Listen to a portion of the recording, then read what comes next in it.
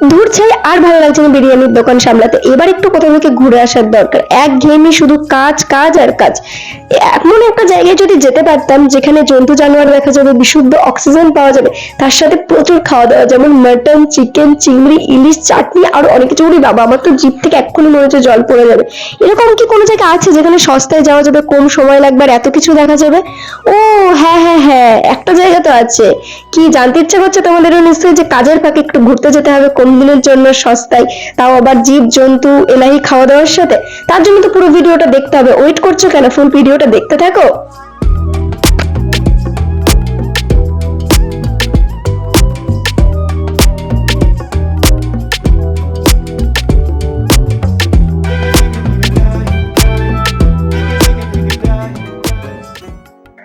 এত সস্তায় ঘোরার সুযোগ পেয়ে গেছি, তো সেই জন্য আমি সুযোগটা হাতছাড়া করতে চাইনি। তাই ঝটপট করে রেডি হয়ে আমরা বেরিয়ে পড়েছিলাম বাড়ি থেকে, আর এখন পৌঁছে গেছি আমরা ক্যানিং এ।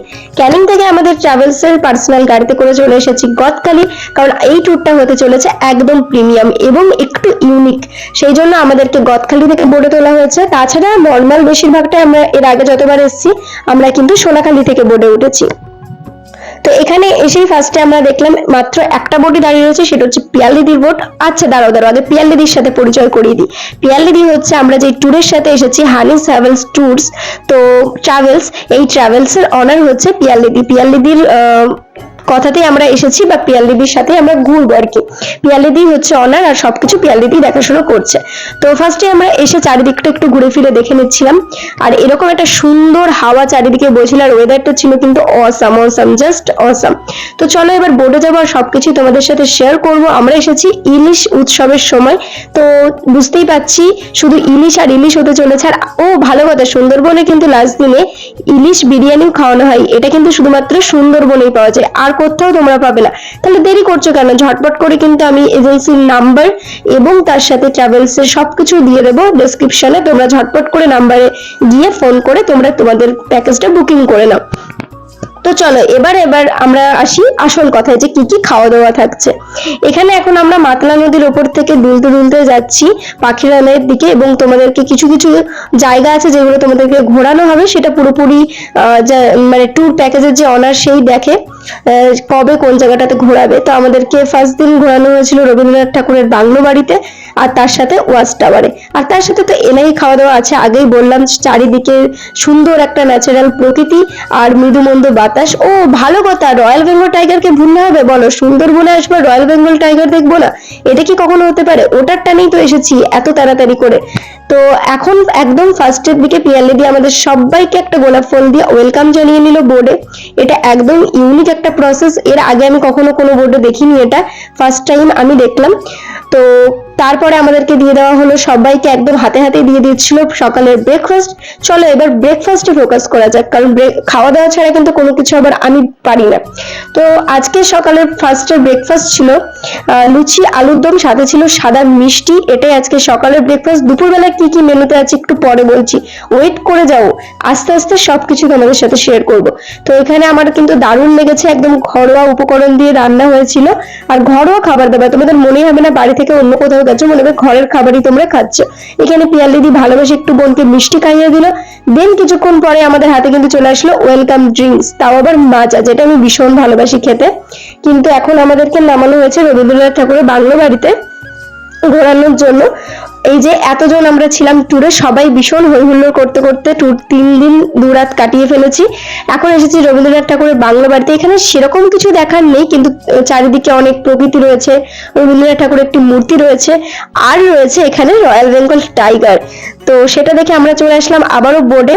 এবারও বোর্ডে ঘুরতে ঘুরতে যাচ্ছি এখন আমরা পাখিরালয়ের দিকে। আমাদেরকে যেই জায়গাটাতে নামানো হবে এবং স্টে করানো হবে রাতে। তো সারাদিন তোমাদেরকে কিন্তু বোর্ডেই থাকতে হবে, শুধুমাত্র রাত্রিবেলায় তোমরা রাত্রিবেলা না, ঠিক বিকেল 4-5টা নাগাদ তোমাদেরকে রুমে দেওয়া হবে। আর তোমরা বোর্ডে পেয়ে যাবে আনলিমিটেড চা, যেটা কিন্তু আমার ভীষণ ভালো লাগে। এরকম নেচার দেখতে দেখতে যদি হাতে চা পাওয়া যায় তাহলে মন্দ হয় না কিন্তু। তারপর আমরা কিন্তু ইলিশে হলুদ লবণ লাগিয়ে বা ঝালের গুঁড়ো লাগিয়ে আজকের যাত্রা শুরু করে দিলাম। তো এটা খুব ভালো লেগেছে, আমরা যে আমাদের হাত থেকে একটা ট্রাভেলস এর যাত্রা শুরু হয়ে গেল ইলিশ বৃষ্টির মধ্যে। ওখানে বলে ইলশেগুড়ির বৃষ্টি।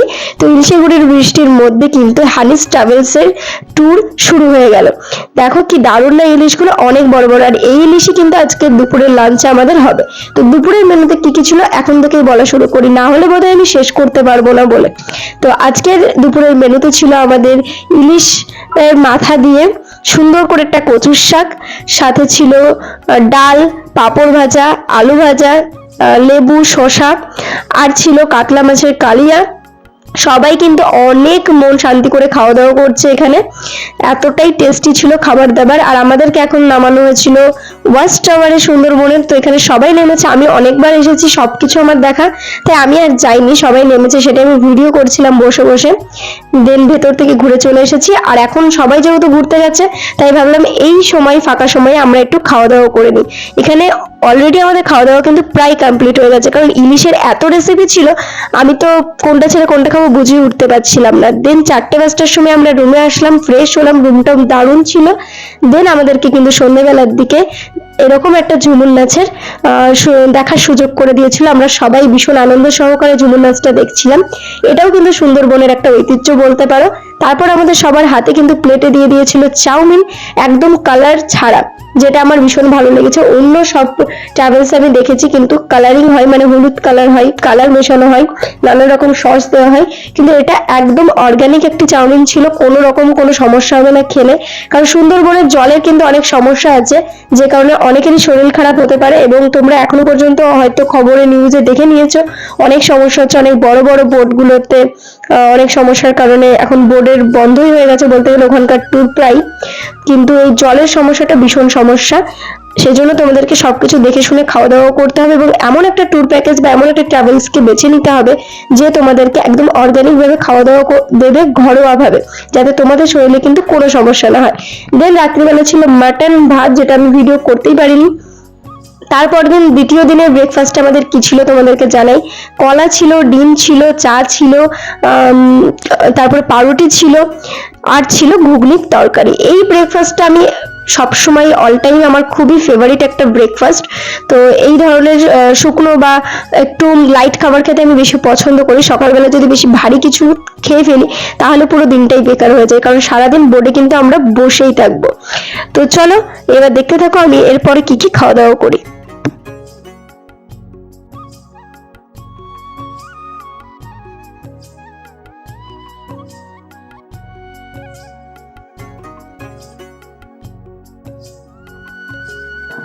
ফাইনালি আজকে আমরা সুন্দরবনকে বিদায় জানিয়ে চলে যাব বাড়িতে। মন একটু খারাপ খারাপ ছিল, আবার এদিকে ছিল প্রচন্ডই আনন্দ, কারণ বাড়িতে গিয়ে বাবা মার সাথে আবার দেখা হবে। কারণ অনেকদিন হয়ে গেছে বাবা মাকে ছাড়া ঘুরতে চলে এসেছি, আর আমরা কিন্তু ফার্স্ট টাইম বাবা মাকে ছাড়া কোথাও ঘুরতে আসলাম। এর আগে যতবার এসেছি মা বাবাকে নিয়েই এসেছি, তাই একটু মিস করছিলাম আর কি। তো এখন লাস্ট দিনের আমাদের ব্রেকফাস্টে কি ছিল, আমাদের ব্রেকফাস্টে ছিল চিড়ের পোহা, যেটা ভীষণ ভালো হয়েছিল খেতে। আর আমার লাইফে আমি ফার্স্ট টাইম চিড়ের পোহা খেলাম, আমি এর আগে কখনো খাইনি, নাম শুনেছি কিন্তু খাওয়া হয়ে ওঠেনি। আর এই ওয়েদারটাকে বা এই জায়গাগুলোকে আমি কিন্তু ভীষণ মিস করবো বাড়িতে গিয়ে। আর একটা জিনিস কিনতে হয় তোমাদের সাথে শেয়ার করি, এই বোর্ডে 3 দিন তোমরা তো থাকছো, 3 দিন পরে যখন তোমরা বাড়িতে ফিরবে, তোমরা যদি শুয়েও থাকো বসেও থাকো, মনে হয় তোমরা যেন দুলছো চারিদিকে। তো এটা হয় কারণ অনেকটা টাইম আমরা বোর্ডের উপর কাটাই, তো সেই জন্য এটা হয়। তোমরা ঘুমিয়ে থাকলেও মনে হবে যেন তুমি দুলে দুলে বেড়াচ্ছ। আর আমি কিছু সিনেমেটিক শট নিচ্ছিলাম, কারণ কবে আবার আসবো তার তো ঠিক নেই। এই কাজের ফাঁকে একটু ঘুরতে আসলে মনটা ভালো হয়ে যায়, এই আর কি। তো চারিদিকে প্রাকৃতিকটা দেখছিলাম, আর আমাদের অনেকগুলো জায়গাতেও নামিয়েছিল। এই বোর্ডের সামনে তুমি যদি একবার দাঁড়িয়ে একটু বসে থাকো, এত সুন্দর একটা হাওয়া দেবার, এত ভালো লাগবে না, এই ফিলিংস গুলো না আসলে তোমরা বুঝতে পারবে না। আর আমরা লাস্ট দিনে কিন্তু হরিণ দেখেছিলাম, তোমাদেরকে সেটাই আমি এখন দেখাচ্ছি। রয়্যাল বেঙ্গল টাইগার তো আর দেখা হলো না, নেক্সট বার দেখা যাবে। অনেকবার এসেছি কিন্তু রয়্যাল বেঙ্গল টাইগার আর আমাদের দেখা হয়ে ওঠে না। তো শেষ দিনে ছিল ইলিশ বিরিয়ানি, কি আমরা বাড়িতে চলে আসলাম। আজকে ভিডিওটা কেমন হয়েছে অবশ্যই জানাবেন।